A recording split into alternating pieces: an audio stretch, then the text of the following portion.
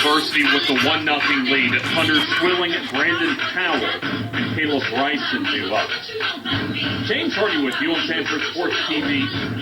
Your home for live video of the Sanford Bulldogs throughout the season, and we'll have Sanford softball against Alabama at 6 o'clock for the first pitch on Tuesday night.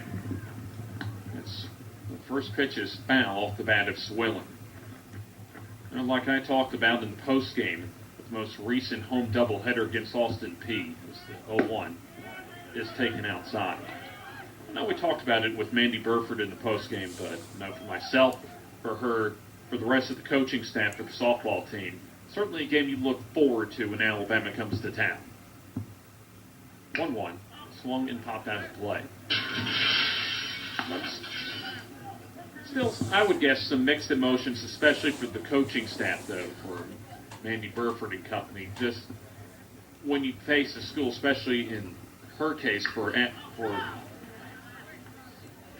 Ashley Holcomb as well, as the pitch is fouled off, and also for Mandy Burford, that they were star players for Patrick Murphy in a pretty important era for Alabama softball in building that program up not too long ago.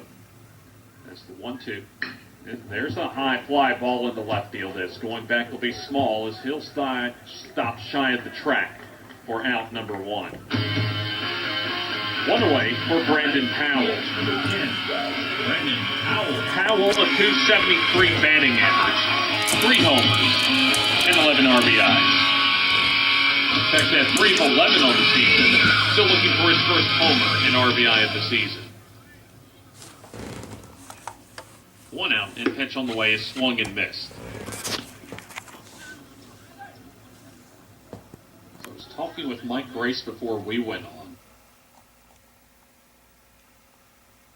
And already having to make some plans to at least have some room for the extra fans that will be sure to come on Tuesday, as the line drive is right at the first baseman, Wojciechowski, for the second half. That's a game you want to come out to. You better come out early if you want to get a good seat.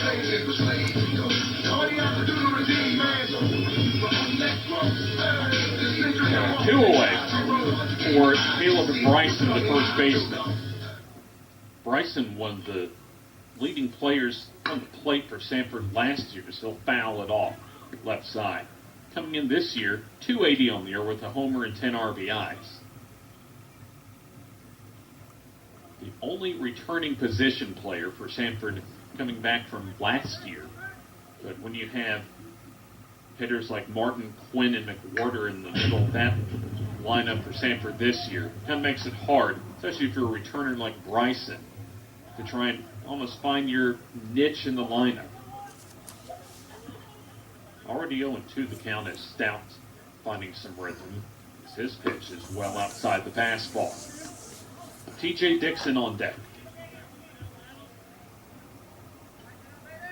Sanford has won 3 of their last 5, trying to win 2 in a row for the first time this year.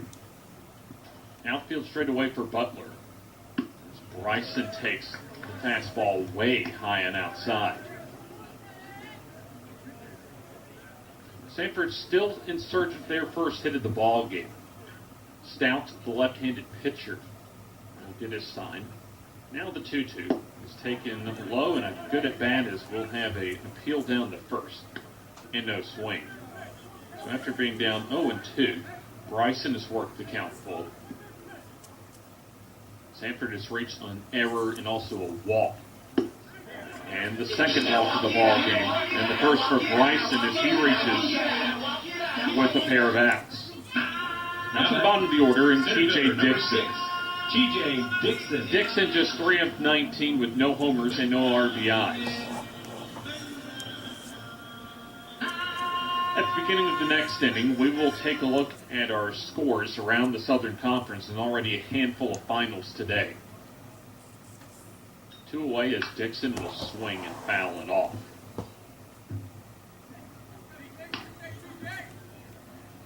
Like Mike Grace mentioned in the pregame, a busy week and a busy weekend for Sanford Athletics with baseball, having 3 games this weekend. Sanford men's and women's basketball wrapping up their regular season this weekend. It's counted 0-2 as Dixon tried to check his swing but went around. Sanford men's basketball will close out the regular season tomorrow at 6 o'clock. Stout with the pitch that's low and outside. That's 6 o'clock tip-off from just right next door at the Pete Hanna Center. And Mike Grace will have that one with you 20 minutes before tip-off at 5:40 on 99.5 The Vibe. Sanford women's basketball also closing out their regular season.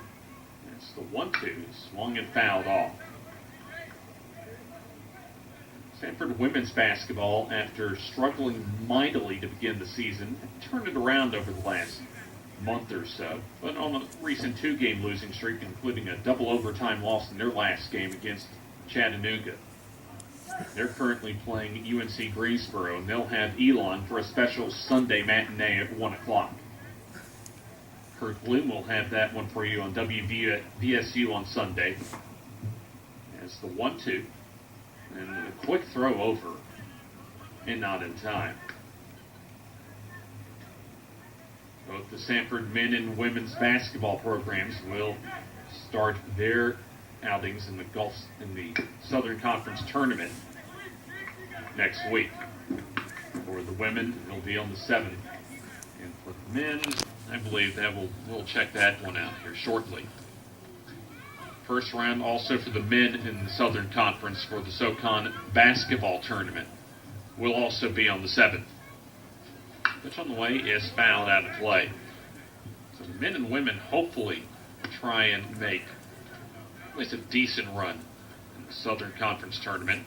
That is the 7th through the 10th.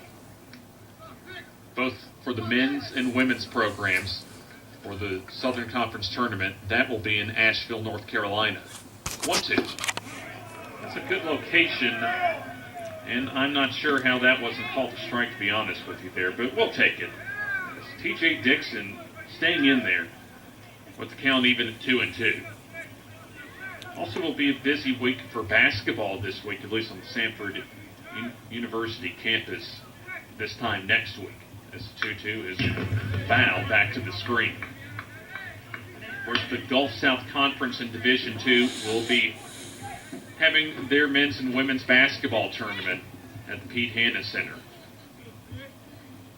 And it'll be the second straight year that the Pete Hanna Center has hosted the GSC tournament. The 2-2 is swung and missed at the high fastball. So Sanford goes down. No runs, no hits, no errors, and a runner left on base. So we are through 2 innings of play. Sanford 1 and Butler nothing on the Sanford Sports Network.